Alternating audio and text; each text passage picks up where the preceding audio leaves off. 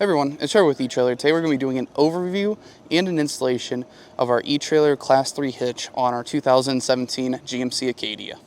Now the reason you might want a trailer hitch for your GMC Acadia is maybe for some bike racks or some cargo carrier to help you out whenever you're going on trips or just getting your bike to the trailhead.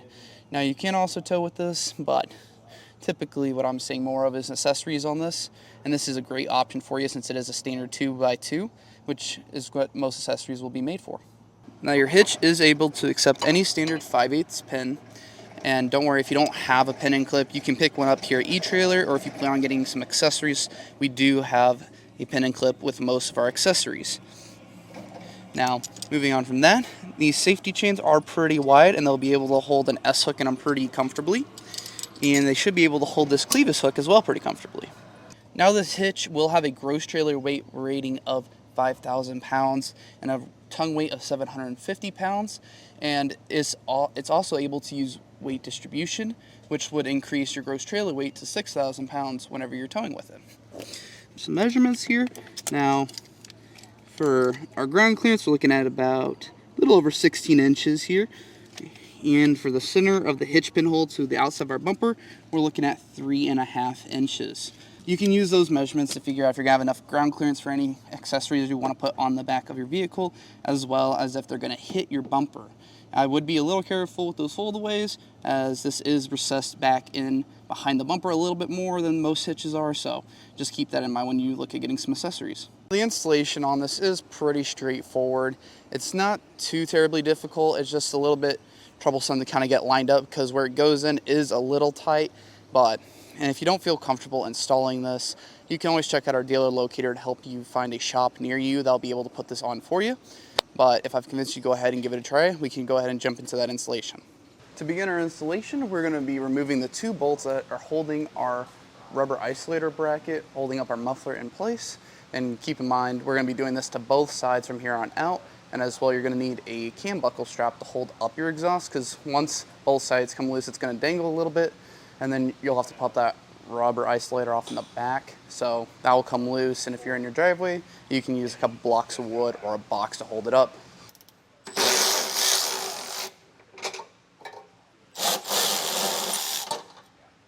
Now when you go to remove these, you're going to have this little tab here that you're going to have to get it up and over, so just put a little bit of pressure on the muffler, start slowly working it off here. And once that's off, you can let that hang and we'll pop that rubber isolator off. We're just going to pry it off with a pry bar. You can use a flathead or any other type of prying tool. You can use your cam buckle strap here and kind of loosen it up. To remove the heat shield, you're going to have 4 of these retainers. You'll have one here, one on the side wall, one back here, and one up top. When you get these off, you just grab a pair of needle nose, or you can use like a flathead, and just stick it in this groove, and you got to work it to the left, and if it feels a little stuck, you can kind of move it back and forth, like right to left a little bit, and then turn it until it pops loose. Once you get it started, you can get this off by hand, typically. Once that's off, your heat shielding should just pop right out of place. I noticed this back one is a little hung up most of the time, so you can just reach back there and pull that off. They'll come straight down. And now set this off to the side because we're going to have to trim this and reinstall it later. Now whenever we go to put this hitch up, we'll go along here, and you'll see we have this caulk here and up here in this tight corner. And we will need to remove this so it doesn't affect how our hitch gets installed. The easy way to do that is with like a putty knife or a safety razor, or like how we're going to do it today, we're going to use a multi-tool to get it off. Makes it a whole lot easier.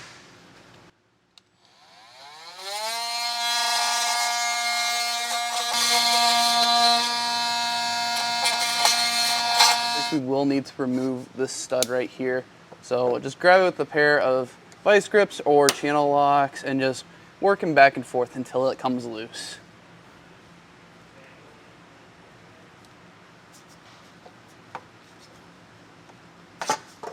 And while you're getting rid of that caulk too, if you end up scraping it down to bare metal, just hit it with a little bit of clear coat just to make sure that it doesn't form any rust. When it comes to getting this cut out, just follow the diagram they give you in the instructions, and you can use a pair of tin snips or a rotating tool like we're going to be using today.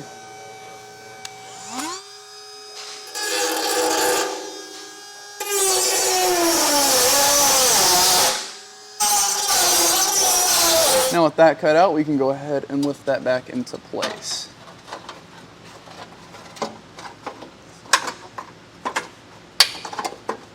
Now we did lose one attachment point, but that's okay because the hitch is going to help hold this in place for us.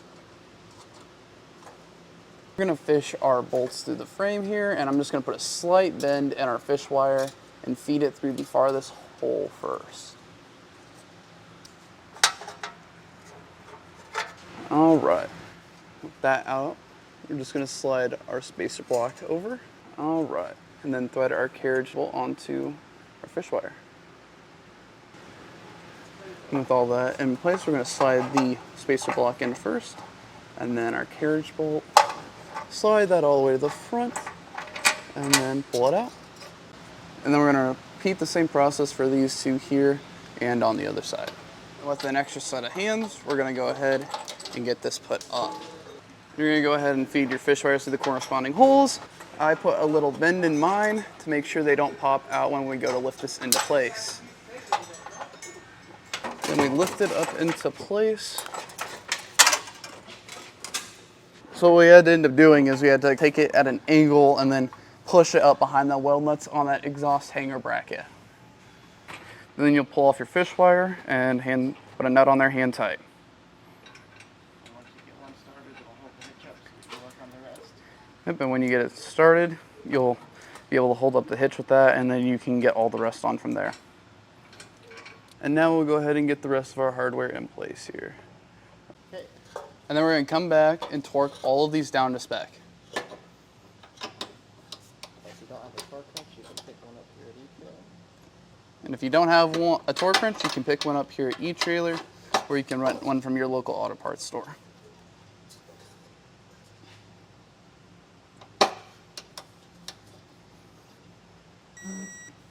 With everything torqued down, we're going to go ahead and put our exhaust back in place in the reverse order we took it off in, and then we've completed the installation of this trailer hitch.